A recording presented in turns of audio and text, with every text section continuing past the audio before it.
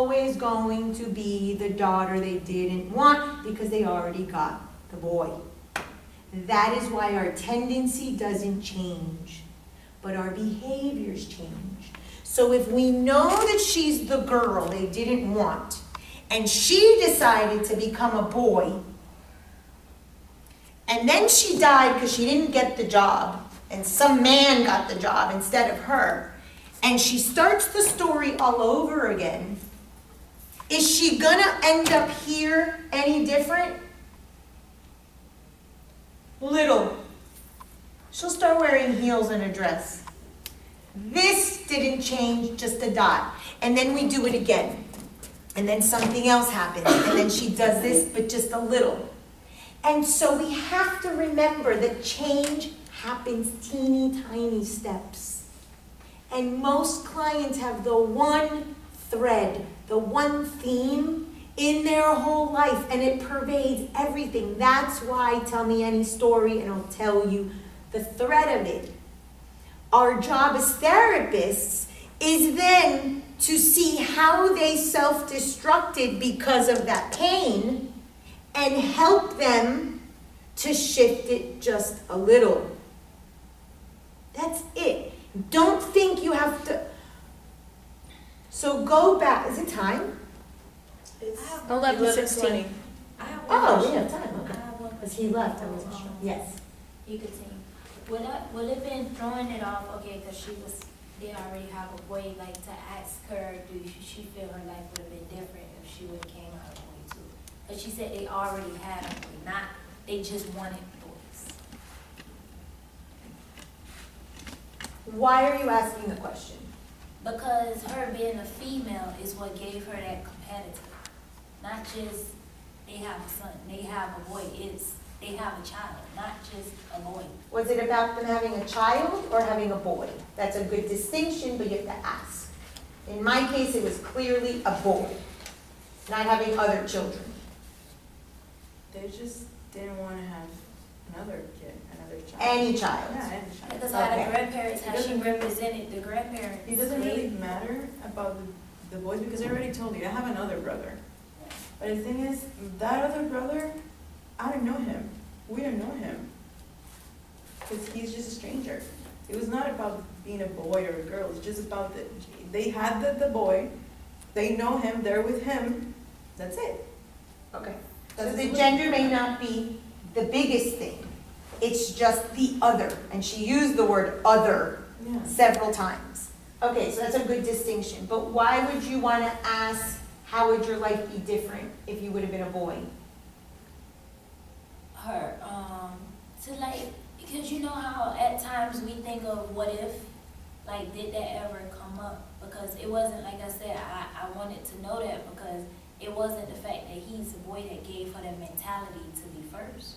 So what mentality she would have had if, okay, I'm a boy too, and I'm still not accepted? Well, but she's saying... Not really, because I will be in second place either way. Right. Her thing is the second place. She was dethroned.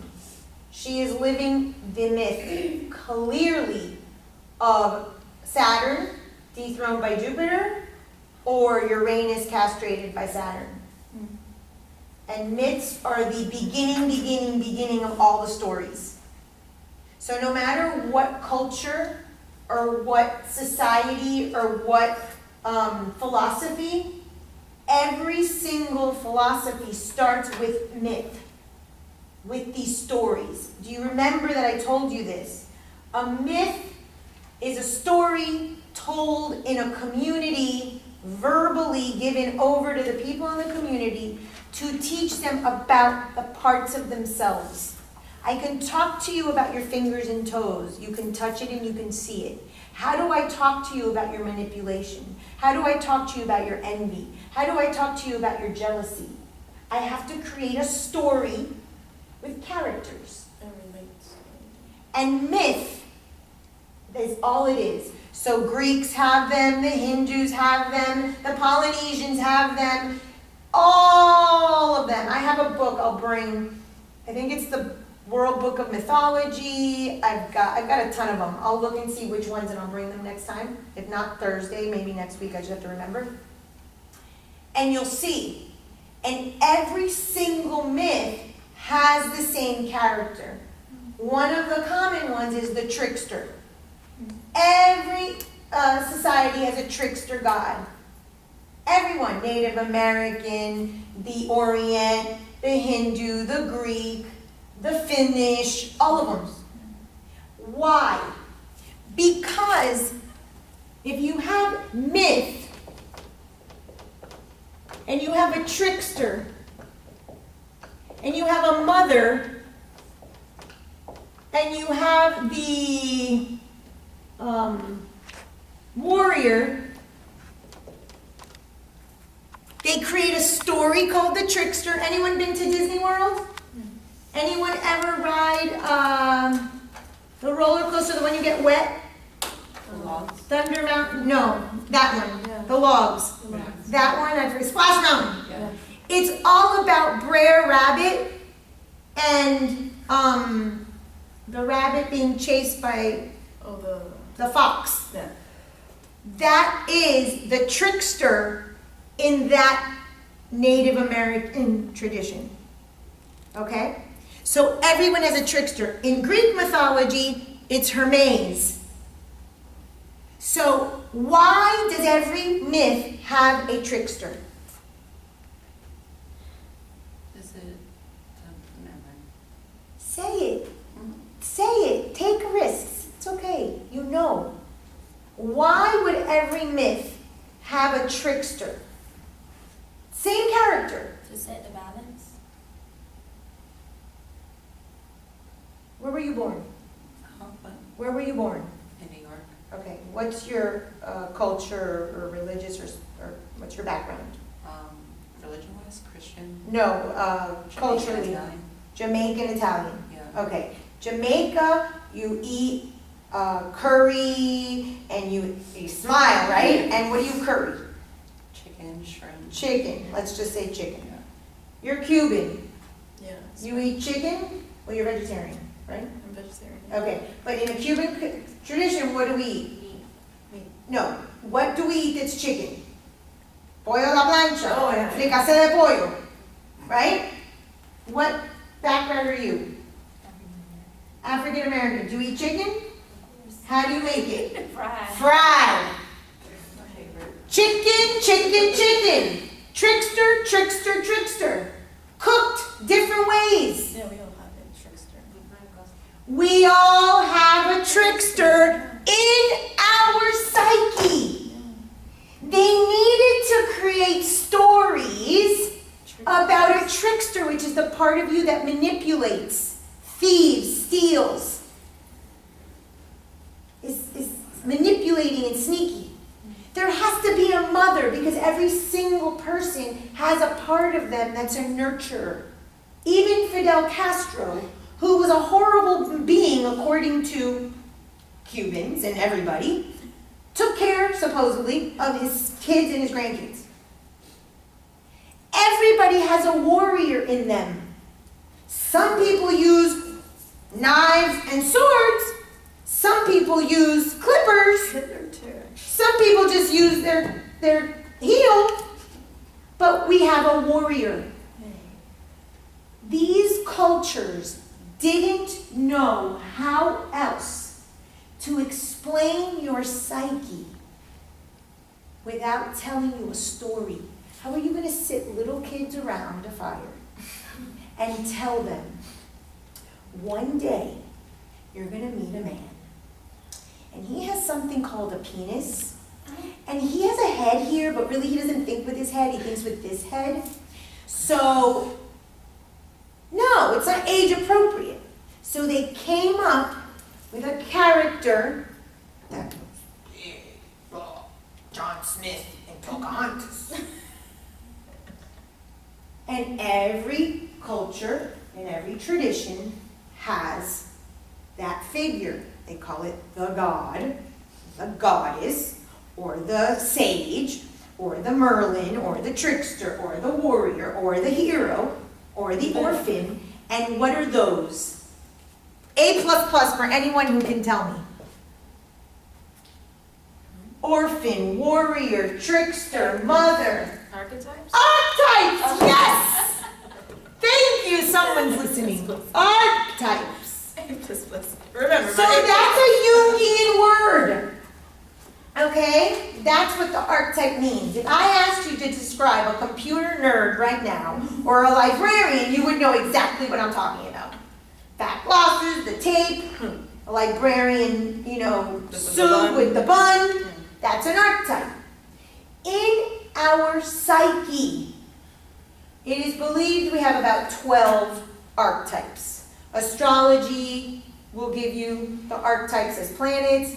Jung has archetypes. A bunch of books have been written. For the most part, even if they have different names, more or less, they are referring to the parts of ourselves. How many do you think are bad? Because the mother is considered good. The warrior might be considered good. But the trickster, not so good. How many? If it's 12 even, 6. About half. About half. And guess what? How does religion tell you about the archetypes? What? Eve. Just say You've got it. to stop second guessing yourself. Say it. Own what you say. Eve and his apple. What did you say? The devil. Okay, the devil is an archetype. But the way that religion, The deadly sins. the deadly sins. The deadly sins. There's 7 deadly sins. In Hinduism, there's 6 or 7 ripus. I can't remember. They're the evil qualities, and then there are the good qualities. So, in myth, which is story that came way before religion, they said, the elders of the community said, shit, we got a bunch of kids and a bunch of people. We can teach them about the fingers and the toes. We can give them anatomy classes. But how do we give them a freaking class on the psychological anatomy so when they find their son raping the neighbor's daughter, or when we find Joe stealing Carl's camel, we have a way to explain it without creating chaos in the whole village. And they created myth. The thing is that each tradition gave it a name, a costume, a look. And that's what we peel away. I don't give a shit about her brother's name. I don't give a shit about this, and it was cute. Yes, those pieces all add eventually to the story. I'm trying you to get to the seed. I know that you guys don't have the years that I have. We're working on that.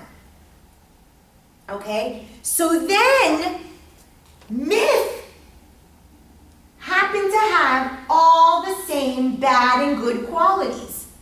The mother and the father were the good, the lover, the compassionate one, the healer or the shaman. Those were the good ones. And then here you have the rapist, the trickster, I'm thinking of astrology, the egomaniac or the narcissist. And you start creating the good archetypes and the bad archetypes. And guess what? You have both? Yep. You have 2 kidneys or 1? Everyone have a liver in here? Everyone have toes? 2 lungs. You got lungs? You got a heart? If you got all the physical anatomy, hate to break the news to you people, you got the psychological anatomy too. Now people are born defective, and they have extra toes and extra body parts. Hell, I have extra teeth, extra ribs, extra long colon. I got extra of everything. That's why I have an extra large mouth. I mean, but all that means is you might have a little less trickster and a little more thief or whatever, But you have both. but the proportion of all of them are there. Even if one is smaller. Someone has a bigger breast, one has a smaller breast. Men are flat, but they have breasts the same. So your psychological proportion might be different, but you've got the same components. So when religions realized that every culture had all all the same characters that describe the psychology, religion said, okay, next order of business. We are now in charge of keeping harmony in the village. It wasn't religion at first. It was the leaders, the shamanic leaders or the healers or the teachers, the chiefs. But then we went into a religious time. So the religious leaders said, oh, we have to do the same thing. But we can't call it the trickster and the prostitute, so we gotta call it Mother Mary, and we gotta call it, Lazarus, and we gotta call it Mary Magdalene. Every religion's characters come from myth. They change the name and the costume. And then religion got greedy. Yeah. Crusades, Inquisition.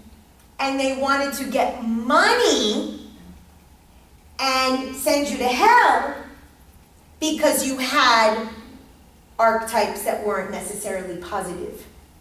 They did too.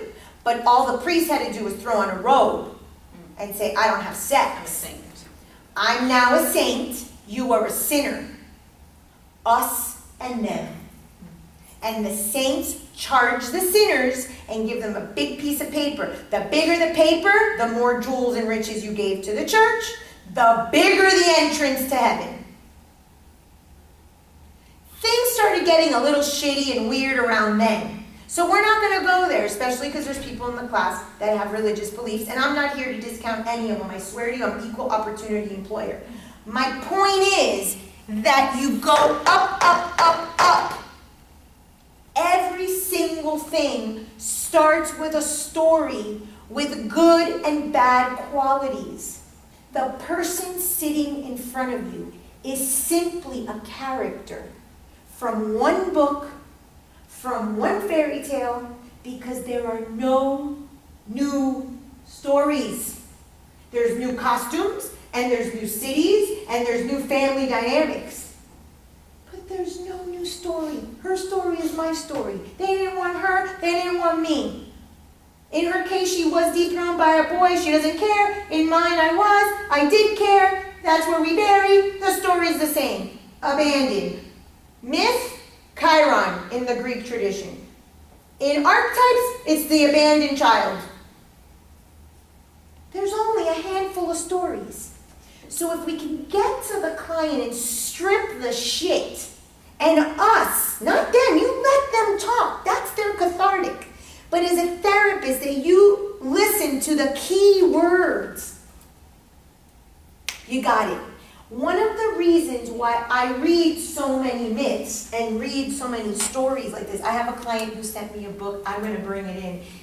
I think it was like Fairy Tales Gone Wrong, or The Evil Princess in the Fairy Tale, or something like that, like stories that they made mockery, because we're all that. We're like the villain in the story, but like under the princess guise. The reason I love myths so much is because if I can listen to a client and hear the story they're telling from one of the myths, I already know. I already know. That's one of the first things I do with a client. I'm like, oh, I wanted to live the myth of Penelope. Penelope in Greek mythology comes from the Odyssey, the major book, the Odyssey and the Iliad. So in the Odyssey, Odysseus goes to war, and Penelope waited for him for 20 years. And she was constantly being asked out by suitors to get married, and she said, no, I'm waiting for Odysseus. Years and years passed, and she was always knitting. And she said, when I finish knitting this, I will then get remarried. She would knit every day, and every night she was unknitting the thing, so that it would never happen. 20 years later, he comes back. I knew that with this marriage that I was in, I wanted so badly to be Penelope. I found the myth that I was trying to live out. And I was punishing myself because in my first marriage, I wasn't Penelope. Oh, hell no. I left so fast. It took too long in my book, but I left fast. So, doing the opposite, And it's not that I didn't love my husband and all of the stuff and I wanted to stay, it was a legit reason. But I wanted to be Penelope. I wanted to stay and undo the thread, and I wanted to constantly, and no matter what happened, I was going to wait and I was going to wait. And I would have waited and waited and waited. This woman waited 20 years in the story. So if you're my client and I hear that, plus all the other stuff that was happening, if there's a chance, there's a chance. But, Adriana knew immediately there was no chance. She would have said, Frances, you're being Penelope. I would be like, oh shit. So when you know the myth, you can go, oh, she's being Penelope. And then how does the story fit in? Oh, now she wants to wait an eternity because her flaw was she didn't wait the first time around. So I punish myself. It's not punished, it's doing the opposite of what I did before. So that's why knowing stories and myths, even fairy tales, because fairy tales come from real myths. He just made them pretty. You can immediately see and hear the story the client's living. With her character and her culture, with her wardrobe, with her stories, with her restaurants. That's why I emphasize this so much. Go to the thread, go to the seed, go to the origin. Because the story is a story is a story. There is no new stories. And once you can pull that, you can start to unravel the whole thing. That's why I keep repeating myself. I know it's probably annoying, but trust me, it will help you when you're in practice. So we know that every client is the abused match girl. I'm just using that story. Again, it doesn't matter. The characters, things are the same. That's why Joseph Campbell talks about the hero's journey. That every step of the hero is the same. Every story, anyone who teaches about story knows the story has the beginning, it has the climax, there's a problem with the protagonist, he hits rock bottom, and then the resolution. And guess where that comes from? That comes from astrology. Aries, warrior. Taurus, Gemini, a communicator. Cancer, mother. Leo, I go out into the world and I'm the hero. Virgo, I work the land, I start getting a job. Libra, I get married. Scorpio, I have sex. Sagittarius, and in sex, you also have death. Where you have the problem, you hit rock bottom, you realize everything you thought your life was is not. Sagittarius, oh my God, I learned a lesson, I'm going to write a book. Capricorn, you're like, oh shit, I wrote the book, it didn't sell, and no one cares about what I learned, and 20 other people wrote the same book. That's the stage I'm in. Aquarius, oh fuck, now I have to give to other people, she'll get there one day. And then you're a Pisces, oh, we're all one, and it's so wonderful. And then we're going to do it again. So, mythology, Jung, Campbell, that all comes from the astrology wheel.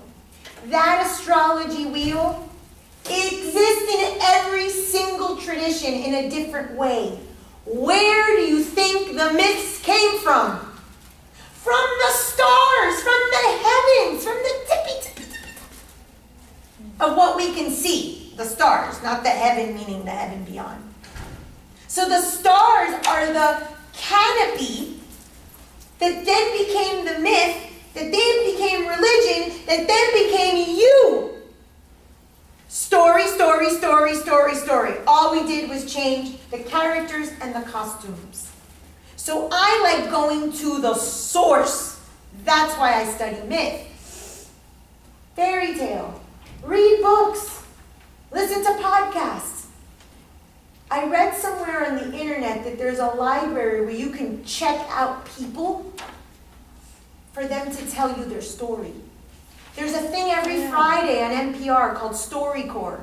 They record your story. They only put 5 or 10 minutes on the ride to work, but you can go to the Library of Congress and they're all recorded there. If I had the time in the world and all the money in the world, I can listen to all of those stories and start saying, this is this myth, this is this myth, this is, and I would find myself repeating and repeating and repeating. I tend to use Greek because that's what I'm most familiar with because that's what I studied. But I have become better versed in other world mythologies. It doesn't matter. Pick one. It doesn't matter. I know quite a bit about the Hindu. Everyone. That's why you don't have to read all different mythologies, world mythologies. I didn't get that memo, so I have a bunch of books on world mythologies, and I like that. But pick one. It doesn't matter. All the characters are there. And every book you read, start thinking, oh, this is the orphan. Oh, this is the trickster. Oh, this is the mother. And you're going to get used to thinking that way when you read, that when you listen, you're going to start thinking, oh, she's speaking from the orphan archetype. The orphan archetype has to do everything from themselves because they didn't have any parents. And see how it makes sense? Does this make sense? I'm trying to explain it so that you guys see why I keep taking you back to the same thing. Nobody ever explained this to me like this. I had to figure it out. I actually grew up in an Afro-Cuban religion that one day I heard the word myth. I was like, oh my God, duh. And I wasn't into this 100%. I just started studying astrology.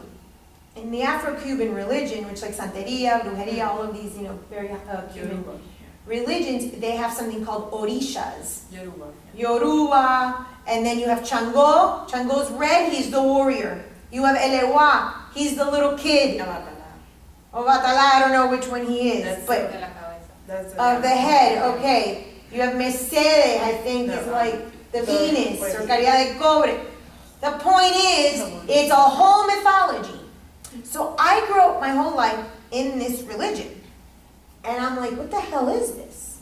And this person is Yamaya, and this person is Chango, and this person is Ochung, and I don't freaking know, I'm a little kid. Well, one day, studying astrology, I'm learning Greek mythology with the planets. And someone says, oh yeah, that's a mythology. And it was like my stars opened up. No wonder I love mythology so much. I grew up in a mythology. The thing is, I only knew it as a religion. That's why a lot of people, when they understand that religion is just a story that was taken from ancient civilizations, that Jesus story, right? They realize it's just a story that has a message and a lesson, and yes, a human experience. The name of my book is The Seven Gates. It's based on a Sumerian myth by Inanna. Inanna is the protagonist. She is Jesus. And so when you read older civilizations, you're like, oh, Unapishtim is Noah in the Gilgamesh epic myth. Noah's Ark. They both built an ark. Wow! They both got a flood. So there's no new story. We're just taking what was originally given by the ancients. That's why the religious texts, whether it's Bible, whether it's Quran, whether it's the Vedas, doesn't matter. It's the same. It's all the same, and trickle, trickle, trickle, trickle, trickle down is you. You have a trickster in you. Guess what? You also have a trickster in your life. Because that person mirrors the trickster in you. That's why when you listen to a protagonist or an antagonist, her brother is the antagonist. She has that in her psyche. The brother dethroned her. She dethrones herself somewhere. Your job is to figure it out. Because if it's in your psyche, which is what we discovered about the archetypes, you have one of those everywhere. How many archetypes, more or less, did I say there were? 12. How many disciples were there? 12. How many signs and signs in the zodiac are there? Months, How 12. many tribes of Israel were there? 12. How many months? 12. And we could go on and on and on. How many wives did Zeus have? No, I'm just No. Well, Hera was his only wife, but Mary had a lot of wives. Male, female, animal, he didn't give a shit. Yeah. Does it make sense? What I'm trying to do with you so that you can understand, most importantly, your own psyche. So if you can identify in your life a thief or a trickster, If you can identify the mother archetype, as I have my work mom here, then you can say, oh, if I have a work mom and she's my mother archetype, that means I have that in me. That makes me feel good. Because I want to be a mom and I want to be a good mom like her. So that's a healthy thing. But what if I have a trickster, which I had a pretty severe trickster in my life for many years. That means I have a trickster in my own self. So by understanding that